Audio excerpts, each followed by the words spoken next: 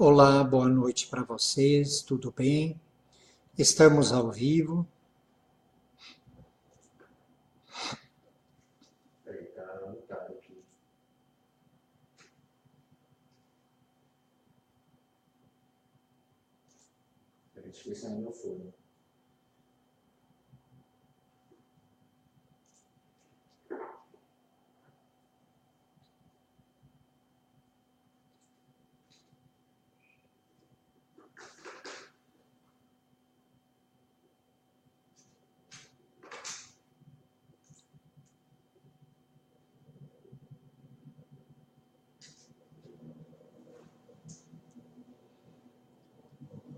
Olá, boa noite a vocês, meus caros alunos do curso de MBA em Agronegócio.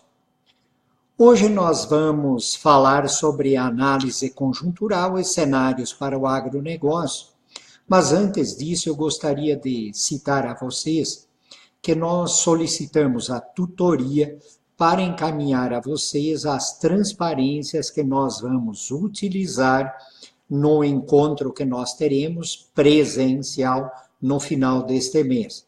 Isto para vocês poderem irem verificando os números, analisando e estudando os números que nós estaremos colocando para vocês.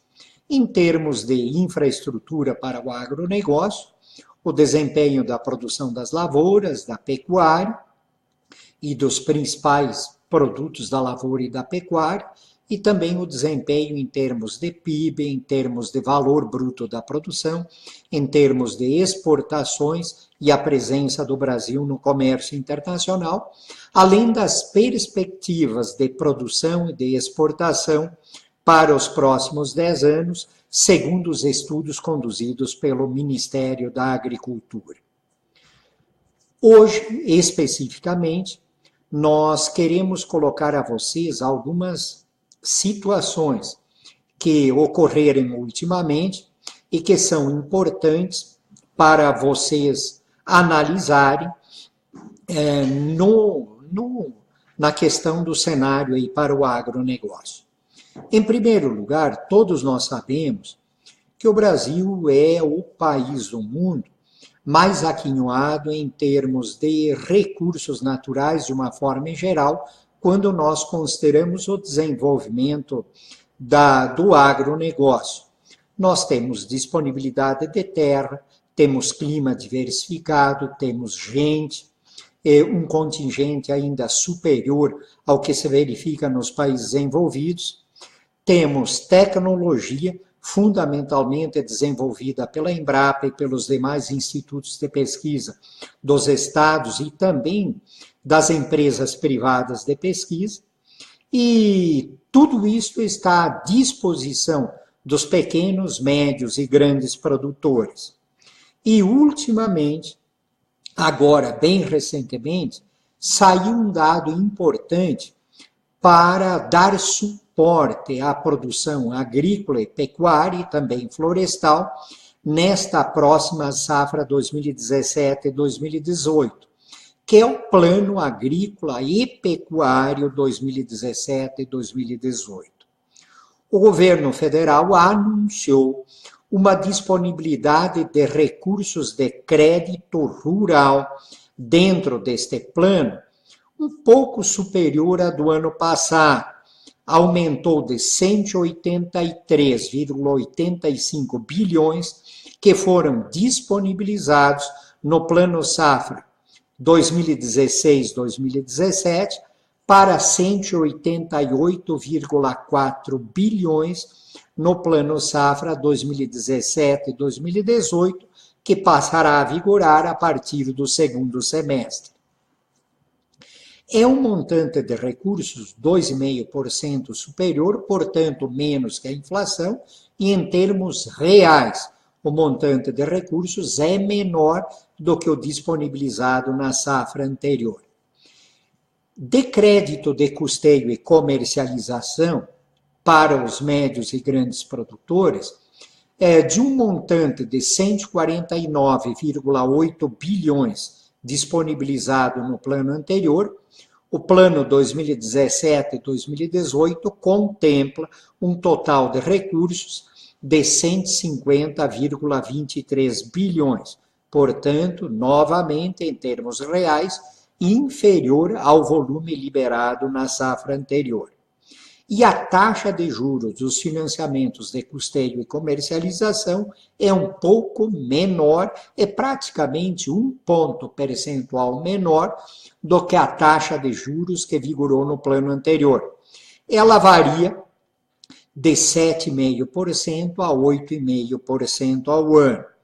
É importante citar que a redução da taxa básica de juros, a taxa Selic, efetuada pelo governo dentro da política econômica brasileira, a redução da taxa básica de juros passou de 14,25% no final do ano passado para 10,25% até o presente momento, e deverá chegar ao final do ano em aproximadamente 8,5%.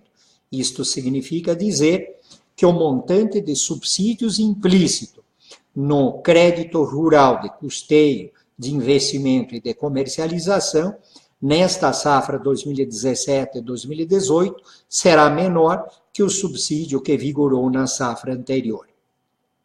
No caso do crédito de investimento, o montante aumenta de 34 bilhões na safra 2016-2017 para 38,15 bilhões na 2017-2018. E a taxa de juro dos financiamentos de investimento varia de 6,5% ao ano, no caso do crédito para armazenagem e para inovação, dentro do programa Inovagro, para até 10,5% ao ano, ou então, em alguns programas, TJLP, que é a taxa de juros de longo prazo, mais 3,7% ao ano.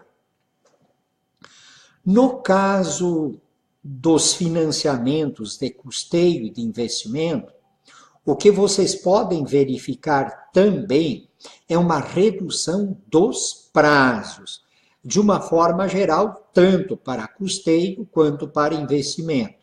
No custeio, por exemplo, o prazo ia até 24 meses, e agora foi reduzido para 14 meses. E dos investimentos, os prazos também foram reduzidos, dependendo dos programas. Isto para o governo federal, principalmente o Ministério da Fazenda, aceitar esta redução da taxa de juros que foi conseguida pelo Ministério da Agricultura em negociações árduas junto ao Ministério da Fazenda.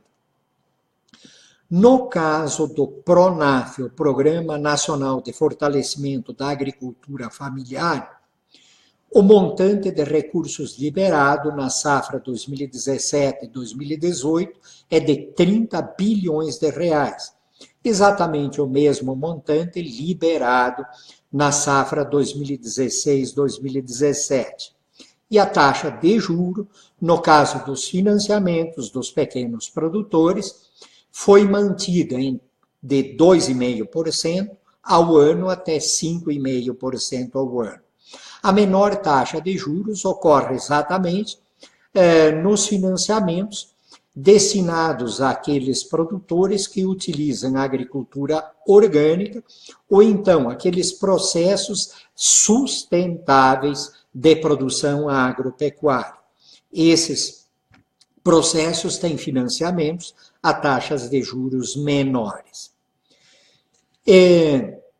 Se nós analisarmos o crédito direcionado, que o crédito rural faz parte, a preocupação fundamental do governo com o crédito direcionado de uma forma geral, e não apenas o crédito agrícola, é o crédito de investimento via BNDES, é o crédito habitacional. Todos estes créditos, a preocupação fundamental do governo, nesse ano, é a redução do subsídio implícito, visando reduzir o gasto do governo de uma forma em geral, uma vez que a política fiscal do governo está com o orçamento extremamente apertado, uma vez que o governo não tem muita margem de manobra para ampliar a arrecadação de recursos através da ampliação de impostos e, portanto, tem que controlar os gastos, uma vez que o gasto do governo na política fiscal está muito superior à arrecadação de tributos. Para dar uma ideia, o déficit público no ano passado, o déficit público nominal, que inclui o pagamento de juros, foi de praticamente quase 10% do PIB, um montante muito elevado para qualquer situação, mesmo em país desenvolvido.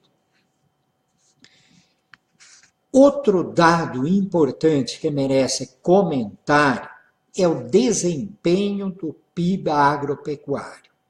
O IBGE publicou os dados referentes ao PIB brasileiro e o PIB do setor primário para o primeiro trimestre desse ano, ou seja, para os meses de janeiro, fevereiro e março. No caso específico do PIB brasileiro, considerando o primeiro trimestre desse ano, comparativamente ao primeiro trimestre do ano passado, que é a comparação anual, o PIB brasileiro apresentou uma queda de 0,4%. Teria sido um aumento de 1%, caso comparasse com o último trimestre do ano passado.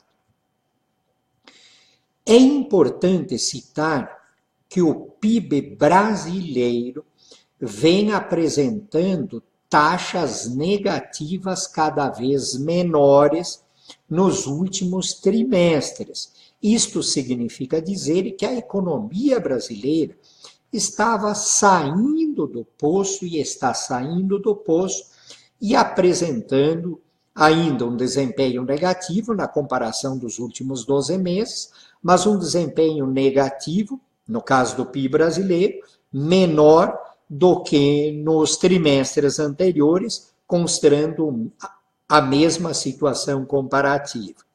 No caso específico do setor primário, que envolve a lavoura, a pecuária e o setor extrativo vegetal, no primeiro trimestre desse ano, o desempenho foi excepcional, 15,2% de crescimento, em relação, comparativamente, ao mesmo trimestre do ano passado.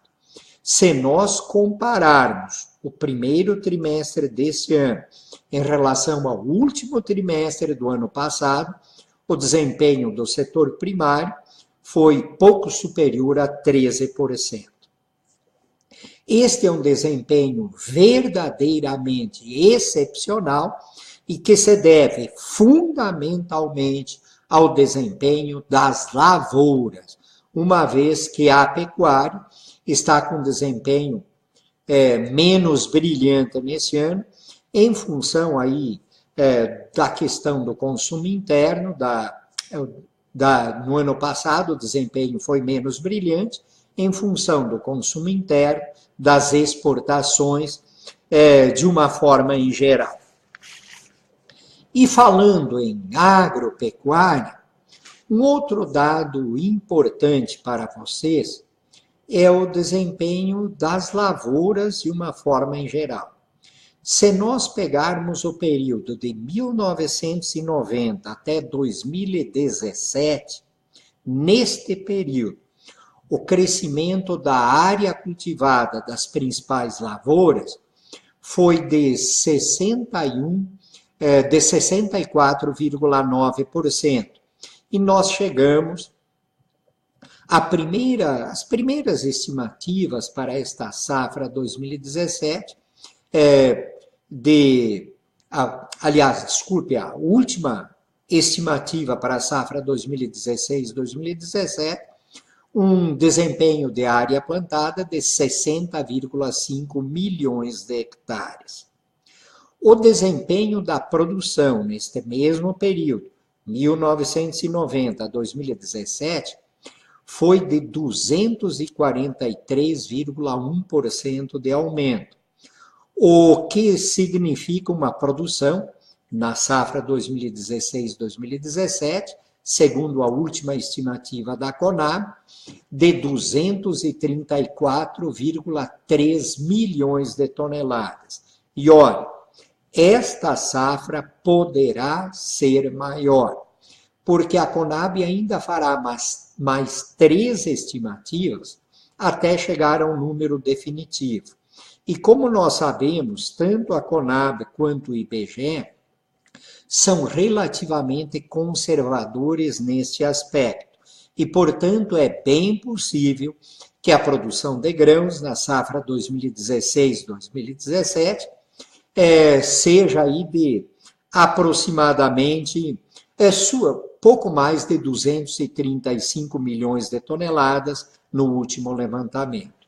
É óbvio que quase 90% dessa safra de grãos se deve a 2 produtos: soja, cuja safra já está fechada em aproximadamente 114 milhões de toneladas, e milho, cuja última estimativa foi de 93,8 milhões de toneladas. Mas atenção, o mercado chega a estimar uma safra de milho superior, inclusive, a 95 milhões de toneladas, na dependência do comportamento da segunda safra, que está no campo e que começou a ser colhida e entrar no mercado.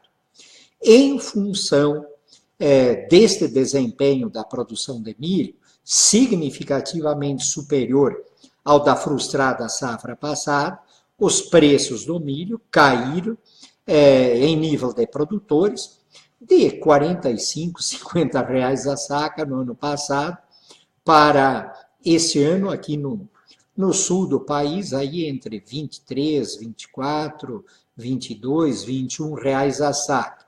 E no caso do Brasil Central, para menos de R$ 20 a saca, 17, 16, 18 reais. E o aumento da produção de grãos de 1990 a 2017 se deve fundamentalmente ao aumento da produtividade. Enquanto a área plantada aumentou 69,9%, a produtividade aumentou 101,9%. E este aumento da produtividade, portanto, é o principal motivador do aumento da produção nestes últimos 17 anos, considerando a produção de grãos, aí de uma forma em geral, dos principais produtos da lavoura brasileira. No caso específico, que é esta situação, fundamentalmente, que determinou aquela performance excepcional do setor primário, captada pelo IBGE no primeiro trimestre deste ano, quando exatamente passou a entrar na economia e ser comercializada a safra que foi colhida e que está sendo colhida a partir de dezembro do ano passado e fundamentalmente no primeiro trimestre deste ano. A produção de carnes no ano passado chegou aí, somando as 3 principais carnes, boi, suíno e frango, 26,3 milhões de toneladas, 8,8 milhões de toneladas de carne bovina, 13,7 milhões de toneladas de carne de frango e 3,8 milhões de toneladas de carne suína. As exportações de carne no ano passado somaram pouco mais de 7,1 milhões de toneladas, dos quais 1,88 milhões de toneladas de exportação de carne bovina, 4.470.000 toneladas a exportação de carne de frango e 738.000 toneladas a exportação de carne suína. Somando esses três desempenhos em termos de mercado internacional, o Brasil colocou no mercado internacional pouco mais de 7 milhões de toneladas no ano passado. E qual a previsão que nós poderíamos fazer de grãos e carnes para este ano 2017 e para a safra de grãos 2017 e 2018? Eu não tenho dúvidas. A área cultivada com soja na safra 2017 e 2018 vai aumentar, mesmo que os produtores estejam recebendo preços bem menores este ano do que receberam no ano passado. No entanto, a soja está dando uma margem de lucro ainda boa, razoável aos produtores e, portanto, eles ampliarão a área plantada de soja. Em relação à primeira safra de milho, também não tenho muita dúvida. A área plantada deve ficar a mesma, até reduzir um pouco em relação ao que foi plantada na safra passada, em função exatamente da queda dos preços recebidos pelos produtores, e esses preços ainda permanecendo superiores ao mínimo na região sul do país, mas em torno do preço mínimo e abaixo do preço mínimo na região do Brasil Central e do Centro-Oeste, o que motivou a intervenção do governo no mercado para tentar fazer com que os produtores conseguissem receber pelo menos o preço mínimo. Mas os preços continuam ainda levemente abaixo do mínimo, e isto fará com que os produtores devam reduzir a área plantada de milho.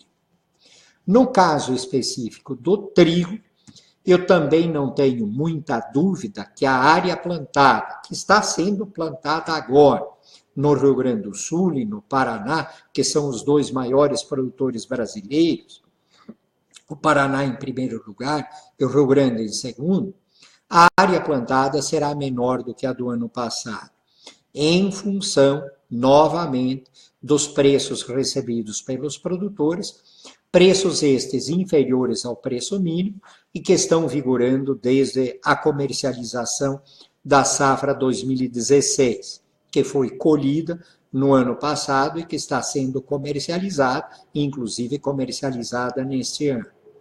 Como os produtores estão recebendo preços inferiores ao preço mínimo, e inclusive inferiores ao custo operacional de produção, os produtores reduzirão a área plantada de trigo, como os levantamentos estão mostrando, tanto no Paraná quanto no Rio Grande do Sul.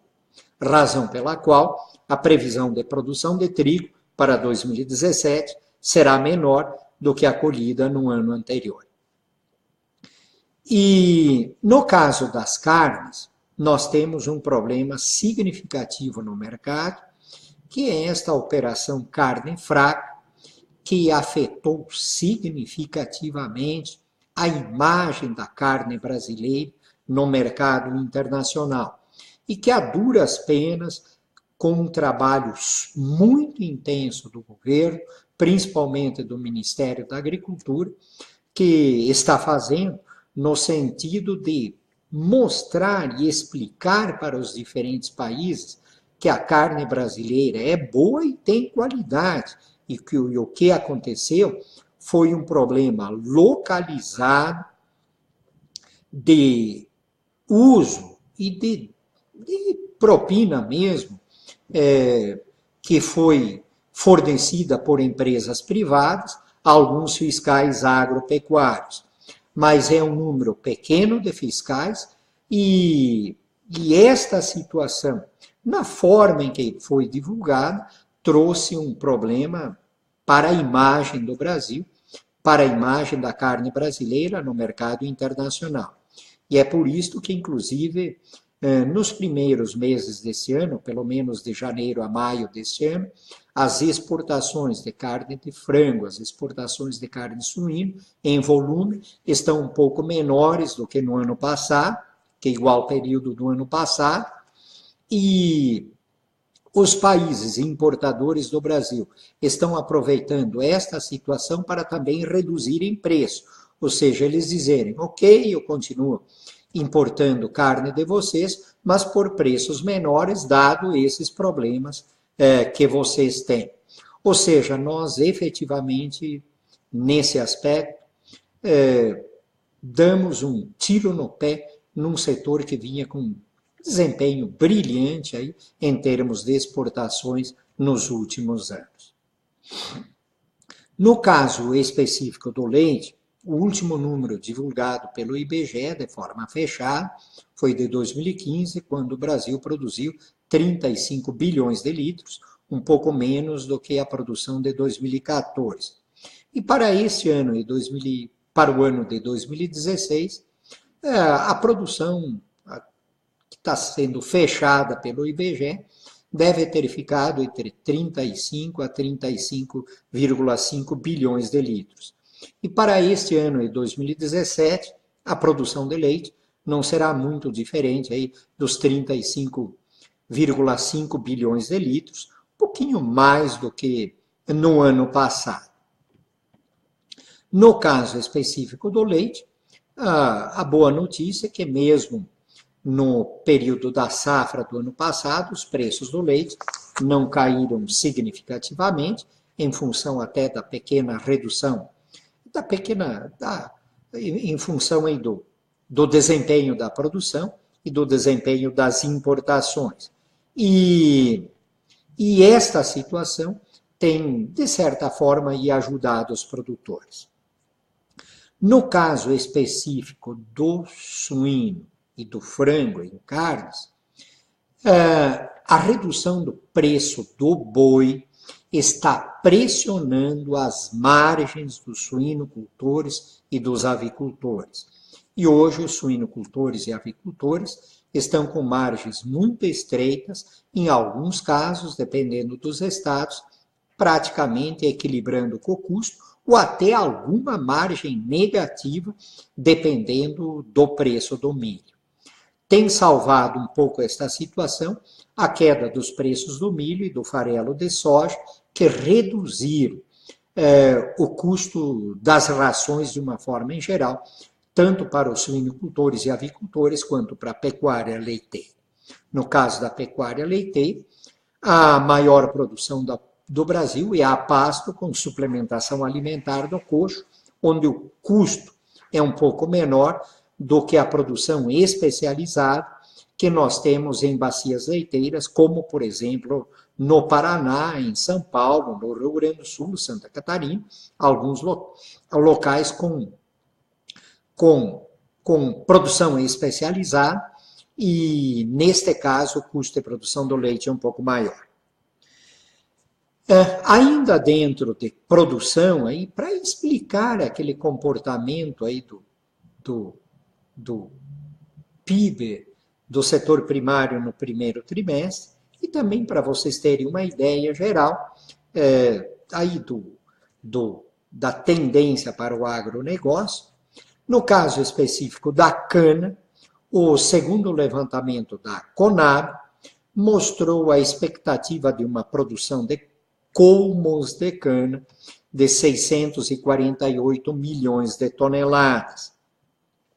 A previsão de produção de açúcar, nesse segundo levantamento, é de 38,7 milhões de sacas, um volume de açúcar praticamente equivalente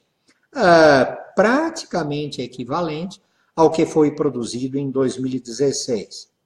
E a produção de álcool, no ano passado, foi 26,45 bilhões de litros, e para esta safra se prevê uma produção menor, agora em 2017, em aproximadamente 2,4 bilhões de litros. E no caso específico do açúcar, obviamente as cotações internacionais geraram uma situação melhor aos produtores do que nós vivemos aí 2 anos atrás, e o aumento do preço da gasolina tem dado uma margem para o reajuste do preço do álcool, fazendo com que as usinas do setor sucroalcooleiro tivessem uma melhor situação do que nós vimos aí até 2 anos atrás, quando a situação nesse setor era praticamente desesperadora. No caso específico do café, nós estamos no ano de bianualidade negativa, ou seja, é o ano de menor produção. E aqui eu sou obrigado a citar uma questão estatística. Os primeiros levantamentos da Conab, do IBGE, situam a safra de café deste ano em 45,7 milhões de sacas de café beneficiado, enquanto o USDA e alguns órgãos privados situam a produção de café que poderia chegar até a 50 milhões de sacas. Obviamente que até aqui o comportamento do clima tem sido bom, não só para lavoura de grãos, como também para o café. A colheita do café já está em andamento, nós já estamos aí com um pouco mais de 30% da safra de café colhida e até o presente momento a qualidade do café é boa e as condições de clima não têm ajudado até o presente momento, embora alguns períodos aí de chuva, principalmente no Paraná, nessas últimas semanas, tem retardado um pouquinho a colheita. Mas nós temos que esperar os próximos levantamentos para ficar definido o número de safra que nós teremos o fechamento aí lá no início do segundo semestre, depois de a safra colhida. Mas poderíamos então dizer que a safra de café tenderia a ficar entre aí 45,7 até umas 50 milhões de sacas neste ano. E no caso específico da laranja, o levantamento da Conab, também do IBGE, que são praticamente coincidentes os números, citam a produção de laranja em 14,8 milhões de toneladas. Isto é uma produção praticamente 1% menor do que a que vigorou na última safra. E no caso específico da laranja, um dado que obviamente todos nós sabemos é que o consumo de suco em nível mundial está reduzindo, embora aqui no Brasil o consumo de suco de laranja ainda está aumentando, mas no mundo está reduzindo de uma forma geral e como todos nós sabemos, o Brasil é o maior exportador de suco de laranja no mundo. Não é o maior produtor, mas é o maior exportador. Um outro dado, então isso considerando aí de uma forma em geral o desempenho das lavouras, da pecuária, nos grandes números para vocês. Um outro ponto importante são os números do agronegócio. Os últimos dados do CPEA são os referentes a 2016, não temos ainda dados de 2017 publicados pelo CPEA, e o agronegócio no ano passado fechou em 1,477 bilhões de reais, isto equivaleria a aproximadamente 23% do PIB brasileiro, um dado melhor do que o ano de 2015, que foi de 21,5% do PIB brasileiro. O agronegócio este número teve um crescimento em relação a 2015 de 4,46%. O agronegócio da agricultura teria passado de 964 bilhões em 2015 para 1 trilhão e 19 bilhões em 2016, um aumento de 5,77%. E o agronegócio da pecuária teria passado de 450 bilhões para 458 bilhões em 2016, um aumento aí de praticamente 1,72%. Para 2017, o desempenho geral do agronegócio, se as condições de clima se mantiverem normais aí até o final do ano, e se nós não tivermos um desempenho negativo em função do clima, os dados do agronegócio para 2017 serão um pouco superiores ao do ano passado, mas levemente superiores, principalmente no agronegócio da agricultura. No agronegócio da pecuária, o desempenho será menos brilhante, em função, obviamente, dos problemas que nós já citamos anteriormente. Em termos de valor bruto da produção, o dado referente a maio, publicado pelo Ministério da Agricultura, situa o valor bruto da produção da agropecuária em 546,3 bilhões. O valor bruto da produção dá uma ideia da receita dos produtores, porque seria a produção média vezes o preço médio, aí recebido pelos produtores. E o valor bruto da produção, então, o último dado publicado, referente ao mês de maio, situa o VBP, agora em 2017, em 546,3 bilhões. Um VBP superior ao de 2016, que foi de 519 bilhões. No caso do valor bruto da produção das lavouras, o último dado de maio o situa em 376,3 bilhões, é um número superior ao do ano passado, que foi de 338,1 bilhões. E no caso do VBP da pecuária, ele teria reduzido de 180,9 bilhões no ano passado para 170 bilhões este ano, novamente, este ano que eu digo, os dados aí até maio, em função do que nós já comentamos a vocês. Ainda, para finalizar, porque nós já estamos no horário das perguntas, um dado referente às exportações. Todos vocês sabem, que a balança comercial do agronegócio, o saldo da balança comercial do agronegócio é muito maior que o saldo da balança comercial brasileira nos últimos anos. Isto tem ocorrido também no ano passado e continuará se verificando este ano. Para vocês terem uma ideia, o saldo da balança comercial do agronegócio no ano passado foi de 71,3 bilhões, devido às exportações do agronegócio de 84,4 bilhões e às importações de 13,6 bilhões. O saldo da balança comercial brasileira foi menor que isso. E esta situação se repetirá novamente este ano. Isso significa dizer que se não fosse o saldo positivo da balança comercial do agronegócio, nós teríamos um déficit na balança comercial brasileira, e isto teria ocorrido nos anos anteriores e ocorreria também neste ano.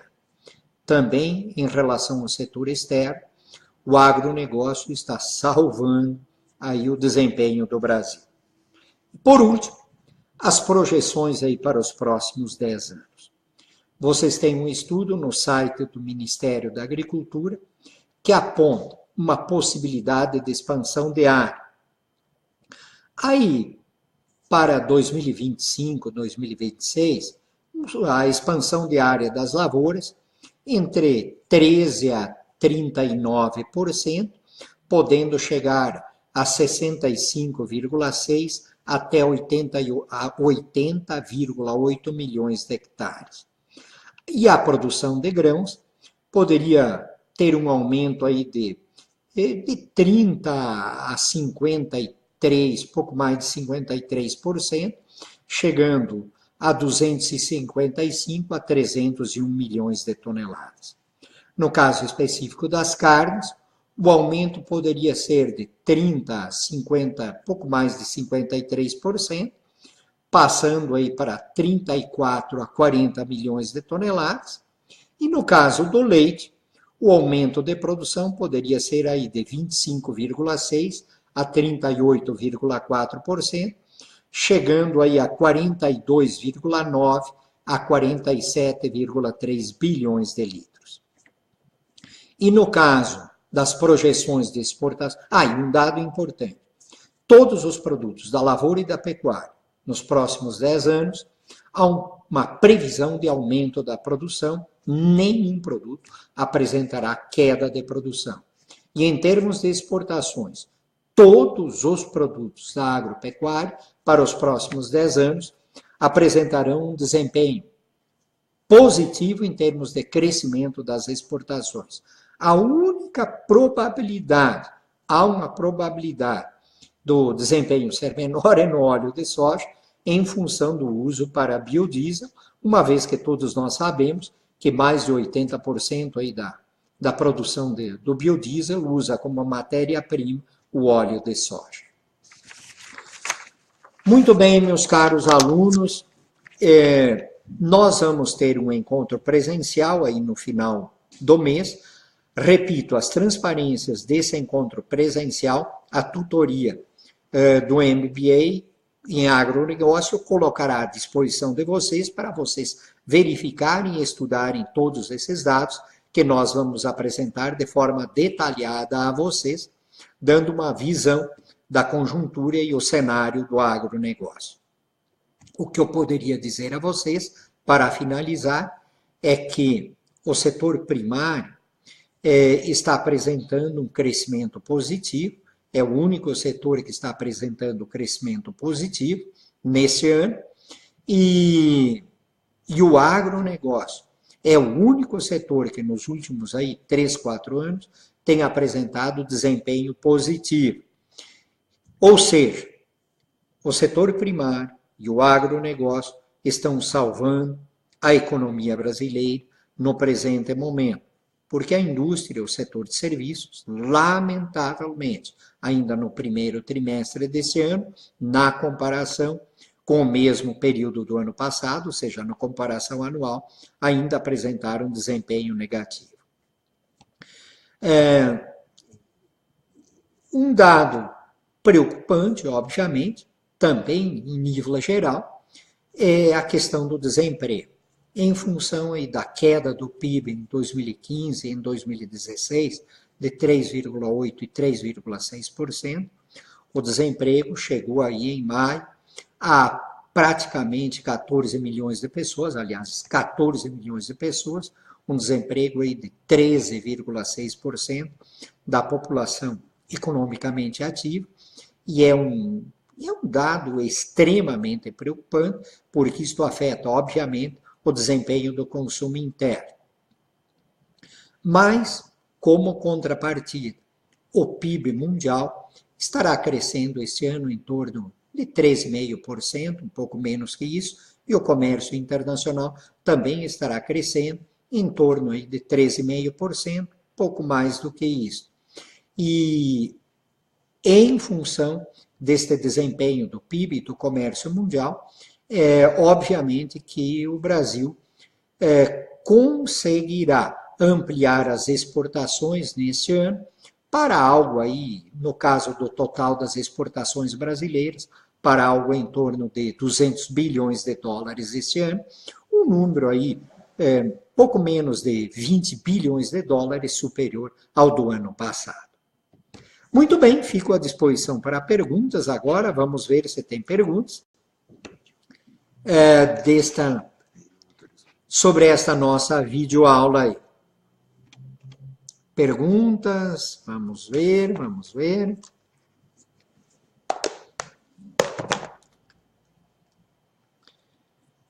Para ler aqui, tá? Letra. O que deve acontecer com os juros, tendo em vista a atual crise política e econômica do Brasil e para o cenário a médio prazo? Muito bem, vamos lá rapidamente. A taxa Selic este ano, a taxa Selic já está caindo desde o ano passado, estava em 14,25% e hoje está em 10,25% ao ano. É uma taxa muito elevada comparativamente à média dos países envolvidos. E ela continuará caindo até o final do ano, chegando em aproximadamente 8,5%. No caso específico do crédito agrícola, as taxas de juros, como eu falei a vocês, caíram em média em 1 ponto percentual, exceto em alguns financiamentos de investimento que caíram 2 pontos percentuais em relação ao ano passado. Ou seja, a taxa de juros dos financiamentos agrícolas caíram numa percentagem menor do que a queda da taxa Selic. Isso significa dizer que houve uma grande preocupação do governo em reduzir os subsídios do crédito agropecuário. Eu acho que o crédito agrícola continuará com taxas de juros menores que as taxas de mercado, obviamente, isto é inegável. Agora, é inegável também que o governo, de uma forma em geral, tenderá a reduzir os subsídios implícitos no crédito agrícola. E não só no crédito agrícola, como em todos os outros programas de apoio à agropecuária, como, por exemplo, o seguro rural. Todos nós sabemos que nesse ano o total de recursos disponibilizados pelo governo para o seguro rural foi de 550 milhões de reais, no caso do subsídio ao prêmio de seguro. E este montante de recursos, todos vocês sabem, fará com que a maioria das áreas cultivadas no Brasil e a maioria dos produtores não tenham cobertura de seguro, como já está ocorrendo. Outra pergunta. Na sua opinião, qual a melhor alternativa para a política econômica para minimizar a atual crise no Brasil? Eu não quis falar da política econômica, mas rapidamente. Esse ano, como nos 2 últimos anos, o governo terá déficit na política fiscal e um déficit estimado em torno de 143 bilhões de reais. A dívida pública total do governo, neste ano, fechará em algo como 76% do PIB, quando a média nos países em desenvolvimento não passa de pouco menos de 45% do PIB. Esta dívida pública e o crescimento dela é absolutamente insustentável. Em função deste déficit público enorme, a taxa de juros, a taxa básica de juros na política monetária é muito alta comparativamente aos padrões internacionais. E o crédito no Brasil, pela primeira vez no ano passado, o crédito total reduziu em 3,5%. E nesse ano o crédito total não aumentará mais do que uns 2%. Ou seja, em termos reais, tanto no ano passado quanto neste ano, o crédito total cairá. Claro que eu estou falando crédito total, tanto o crédito direcionado, com taxas de juros determinadas pelo governo, quanto o crédito geral, com taxas de juros determinadas pelo mercado. Com essa taxa de juros muito alta na política monetária, isso atrai capital especulativo que baixa a taxa de câmbio. Ou seja, estamos com as 3 políticas fora do lugar. Excesso de gasto na política fiscal, juro muito alto na monetária e câmbio baixo na cambial. Câmbio abaixo do equilíbrio. Eu imagino a taxa de câmbio de equilíbrio em torno de R$ 3,50, R$ 3,60. E, como todos vocês sabem, a taxa de câmbio está em torno de 3,20, 3,30 nos últimos tempos. E, obviamente, o governo teria que equilibrar as contas públicas na política fiscal para poder praticar juros mais baixos na política monetária e a taxa de câmbio ir para o lugar. O problema é como fazer isso. Efetivamente, dentro da atual crise política, e o ano que vem, com eleições presidenciais, será muito difícil nós termos, nesse ano e no ano que vem, qualquer perspectiva diferente do que brutais déficits na política fiscal que continuarão. E isto, obviamente, dificulta muito a questão da política econômica no Brasil. Outra pergunta, no campo da agricultura, como ficaria o cenário do agronegócio no Brasil após a aprovação da venda de terra para estrangeiros. Minha gente, eu não tenho muito preocupação com a venda de terra para estrangeiros, obviamente que não pode ser em grandes glebas. Mas se estrangeiros comprarem em 1.000, 2.000, 3.000, 5.000 hectares, não vejo problema nenhum. Por quê? Porque, afinal de contas, essas pessoas, sejam americanos, sejam chineses, sejam de onde for, essas pessoas trarão investimento, trarão tecnologia, trarão conhecimento, produzirão aqui, gerarão renda, gerarão emprego aqui, e, afinal de contas, o que o passado fez quando pessoas vieram da Europa e desbravaram o Brasil, minha gente? Eles eram estrangeiros. E daqui a pouco, provavelmente, muitos deles serão nacionais. Obviamente que nós não poderemos ter grandes glebas vendidas para grupos econômicos estrangeiros, porque, obviamente, daí eles poderão, não só poderão ter como objetivo não apenas a produção agropecuária, mas também exploração mineral. Mas dentro de regras aí definidas pelo governo, preservando aí a questão do montante, não vejo maiores problemas para que produtores estrangeiros venham para o Brasil e venham produzir aqui, como não vejo em nenhum outro setor da economia, indústria, comércio, se nós tivermos multinacionais aqui produzindo e fazendo base exportadora, não tem problema nenhum.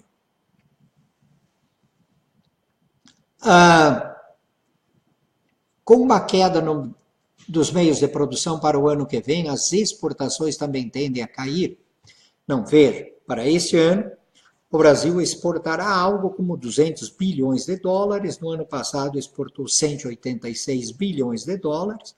O agronegócio nesse ano, quem sabe tem um desempenho de exportadores semelhante ao ano passado, a gente pode exportar maior volume, estamos exportando maior volume, como por exemplo a soja, e vamos exportar maior volume de milho este ano, sem sombra de dúvida. E nas carnes, provavelmente tenhamos um desempenho um pouco menor que o ano passado, quem sabe equivalente ao do ano passado, e dependendo aí de como andará o mercado e essas negociações, que o próprio ministro da Agricultura está agora em viagem ao exterior, fazendo a promoção comercial, quem sabe equivalente ao do ano passado. Mas, no caso específico do mercado externo, o grande problema do Brasil foram os erros que nós cometemos no passado, em termos de política comercial.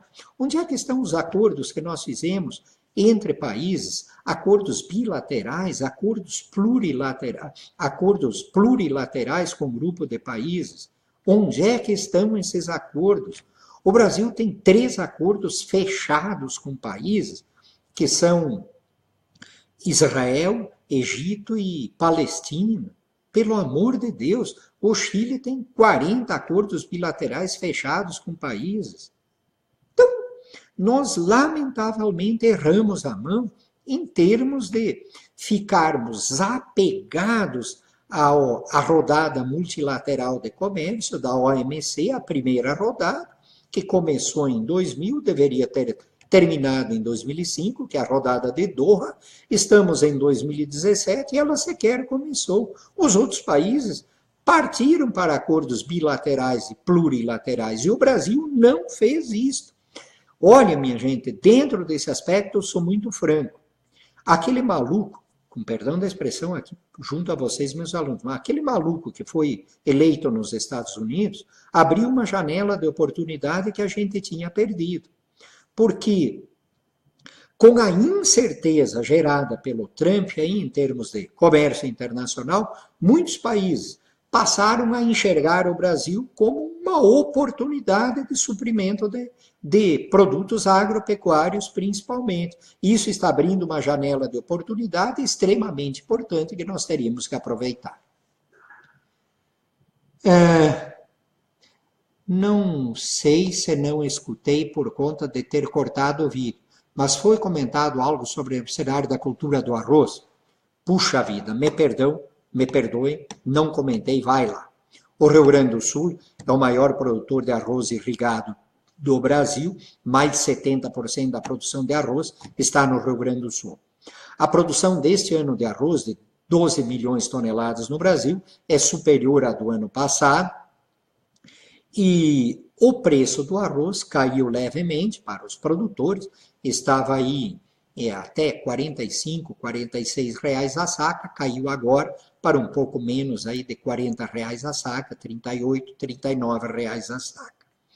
Eu acredito que com uma taxa de câmbio em torno de R$ 3,30 e estes preços do arroz, já começa a dar jogo a exportação de arroz, e esta situação tenderia, obviamente, a manter os preços do arroz neste patamar sem muitas quedas, uma vez que nós estamos em plena colheita do produto, e mesmo com essa plena colheita do produto, o preço do arroz não caiu tão significativamente. Eu mesmo achava, antes do início da colheita, que o preço do arroz poderia cair um pouco mais. E para este ano, lá em setembro, outubro, novembro, os produtores de arroz, eu não tenho muita dúvida, repetirão aí a área plantada deste ano. Tem um problema no arroz extremamente sério, que é o preto e vermelho. Neste caso, enquanto nós não tivermos cultivares transgênicos, a única forma de muitos produtores conviverem com o preto e vermelho é fazendo rotação de arroz com soja, que aliás está entrando isto nas áreas baixas do Rio Grande do Sul, e esta rotação do arroz com soja veio para ficar. É uma forma de combater o preto e vermelho enquanto nós não tivermos cultivares transgênicas, uma vez que está dificílimo o combate do preto e do vermelho com os atuais herbicidas que nós temos no mercado, com a resistência que o preto e o vermelho têm adquirido. Então, no mercado do arroz, eu acredito que os produtores de arroz este ano terão aí uma situação de comercialização daqui para frente, com preços aproximadamente equivalentes aos que estão recebendo, e dependendo da exportação pode ter até um preço um pouco melhor. Poderia falar sobre o açúcar. No caso específico do açúcar, a produção deste ano será praticamente a mesma do ano passado, eu já citei o número anteriormente. E no caso específico do açúcar, nós tivemos uma ampliação das cotações internacionais do açúcar, mas, repito, isso nós tivemos. Agora, nos últimos tempos, a cotação internacional do açúcar caiu. Ela estava aí próxima a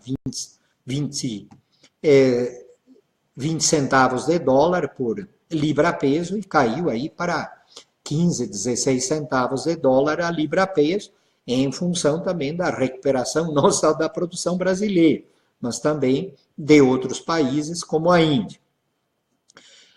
No caso específico do açúcar, eu acredito que a situação tenderá a permanecer dentro da situação atual sem grandes alterações. E no caso específico do mercado interno, os preços do açúcar, pelo menos, quer dizer, os preços do açúcar e do álcool, porque aí a gente tem que considerar também o álcool, pelo menos desde o ano passado, estão trazendo uma margem positiva às indústrias, que antes estavam num negativo tremendo, em função de 3, 4 anos aí, de cotações internacionais baixas para o açúcar e manutenção da gasolina sem reajuste de preço aqui no Brasil, o que colocou o setor alcooleiro também em prejuízo. Nós tivemos mais de 100 destilarias e engenhos de açúcar, vamos dizer assim, empresas produtoras de açúcar e álcool, que simplesmente fecharam as portas ou perderam recuperação judicial em função disto. E graças a Deus, desde o ano passado, com a recuperação aí com a recuperação dos preços da gasolina, e o governo deixou de cometer aquela burrice de manter preços fixos, que é apenas uma visão de curtíssimo prazo para ganhar a eleição, e em função disso, e em função da melhor cotação no mercado internacional, embora, repito, ela tenha caído mais recentemente, o setor, pelo menos, saiu daquela situação de extrema dificuldade para, pelo menos, um horizonte vislumbrado, desde que a política continue dentro dos parâmetros atuais. Não. Outra coisa, professor, gostaria de, se fosse possível, falasse um pouco sobre as taxas de juros e taxa de câmbio. Bem, vamos lá. Taxa de juros. Como é que a taxa de juros e taxa de câmbio influenciam o preço de commodities? As commodities internacionais, as commodities no mercado internacional, os preços são fixados por oferta e demanda. Não dá para esquecer que os preços das commodities são fixados num mercado altamente competitivo, num mercado extremamente concorrencial, é um mercado de concorrência, praticamente concorrência pura, e, portanto, quem define preço são as forças de oferta e demanda. Oferta é o estoque, mais a produção, mais as importações. E a demanda é o consumo interno, mais as exportações. O balanço de oferta e demanda das commodities, de uma forma em geral, vamos pegar aí soja, milho, trigo, café, carnes, açúcar, álcool. O balanço de oferta e demanda mundial dessas commodities tem promovido uma recuperação da oferta e, consequentemente, uma queda dos preços das commodities, comparativamente 2, 3, 4 anos atrás, quando nós tivemos preços mais elevados. Esta é uma situação. Qual é a influência da taxa de câmbio sobre os preços das commodities? No caso específico do Brasil, obviamente, como nós temos as negociações em reais, embora possa ser feito em dólares, mas o dólar é convertido em reais, a taxa de câmbio funciona da seguinte maneira. Se a taxa de câmbio aumentar, por exemplo, passar de R$ 3,10 para R$ 3,20, R$ 3,40, R$ 3,60, se a taxa de câmbio aumentar, isto favorece a exportação, porque, obviamente, quem vai exportar recebe mais reais por dólar de produto exportado. E prejudica a importação, porque, afinal de contas, quem vai importar paga mais reais por dólar de produto importado. Agora, se a taxa de câmbio baixa, é o inverso. Por exemplo, passa de R$ 3,30 para R$ 3,20, R$ 3,10. Se a taxa de câmbio baixa, favorece a importação e prejudica a exportação. A atual taxa de câmbio de equilíbrio no Brasil, que equilibraria a balança de transações correntes, está em aproximadamente 3,40, 3,50, 3,60. Ninguém sabe exatamente qual a taxa de câmbio. E se você está ligado à exportação, que é uma taxa maior, se está ligado à importação, que é uma taxa de câmbio menor. Mas, digamos assim, a taxa de câmbio que equilibraria a balança de transações correntes estaria, vamos dizer, lá em R$ 3,50, R$ 3,60, R$ 3,40. E a taxa de câmbio presente está um pouco abaixo disso. Está em R$ 3,20, R$ 3,30 aí nos últimos tempos. E isto significa dizer que quem exporta, e o agronegócio exporta muito mais que importa, quem exporta fará um pouco menos de reais do que faria se a taxa de câmbio fosse um pouco maior. Agora, quem importa pagará um pouco mais de reais do que pagaria se a taxa de câmbio fosse menor. No caso específico da taxa de juros, a taxa básica de juros no Brasil está muito alta. Para vocês terem uma ideia, meus caros alunos, sabe quanto está a taxa básica de juros nos Estados Unidos? Agora passou para 1% ao ano a 1,25% ao ano. Sabe quanto está na União Europeia? Menos 0,1%. No Japão, desculpa, menos 0,1% a mais 0,1% ao ano. Sabe quanto está no Japão? Menos 0,4% a mais 0,25% ao ano. No Brasil, a taxa está em 10,25%. Está baixando, mas é ainda muito alta. Nós temos uma das maiores taxas de juros do mundo, em termos reais e em termos nominais. Para vocês terem uma ideia, taxa de juros real aqui no Brasil tem variado este ano em torno de 6, 7% ao ano. A taxa de juros real nos países envolvidos praticamente é negativa, porque a taxa de juros nominal está abaixo da inflação. Então, é muito baixo, tem país até com taxa de juros negativa. No caso específico da taxa de juros americana, atenção que eu vou falar. Se a taxa de juros sobe nos Estados Unidos, como está subindo, agora subiu mais 0,25 ponto percentual, chegando a 1,25 ao ano, o que acontece? Acontece que muitas aplicações em países emergentes, que têm algumas dificuldades, etc., pode ser que os grandes aplicadores internacionais passem a tirar recursos dos países, vamos dizer assim, emergentes, os países em desenvolvimento, para aplicar nos Estados Unidos, onde a taxa de juros fica um pouco maior e onde, obviamente, eles têm muito maior segurança. Se isto ocorrer, ocorre um aumento na taxa de câmbio dos países em desenvolvimento, onde o capital estrangeiro saiu. Se sai capital estrangeiro de um país, a taxa de câmbio tende a subir um pouquinho. Isto, no caso específico do Brasil, no caso do agronegócio, não é ruim, não. Não é ruim, não.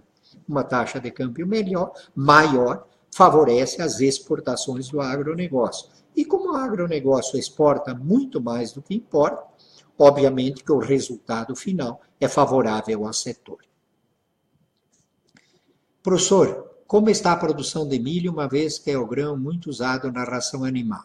Eu falei a vocês, o último dado de produção de milho da Conab, do IBGE, situa a produção em 93,8 milhões de toneladas. Vamos lá, número redondo, 94 milhões de toneladas.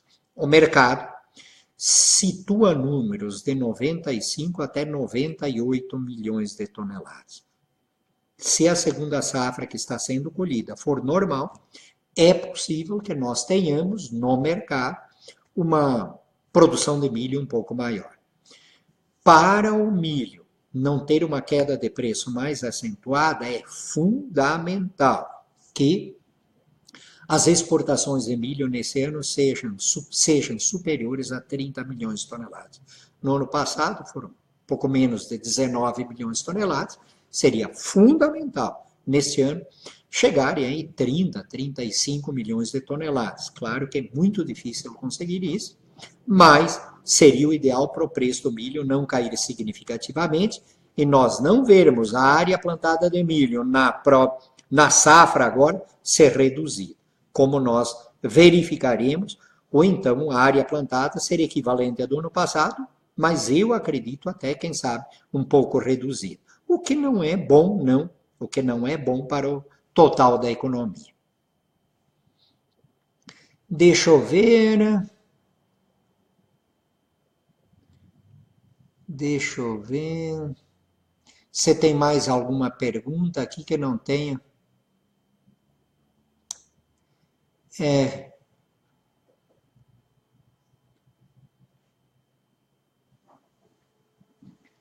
Olha, minha gente, eu acredito que a maioria das perguntas aí que vocês fizeram foram respondidas. Foi muito bom estar esta hora junto com vocês. Repito, as transparências para o encontro presencial estarão sendo disponibilizadas para vocês com bastante antecedência, para vocês verificarem, trazerem elas. E nós vamos fazer uma análise bem mais abrangente do agronegócio, com mais tempo, no próximo encontro presencial. Abraço a você e até lá.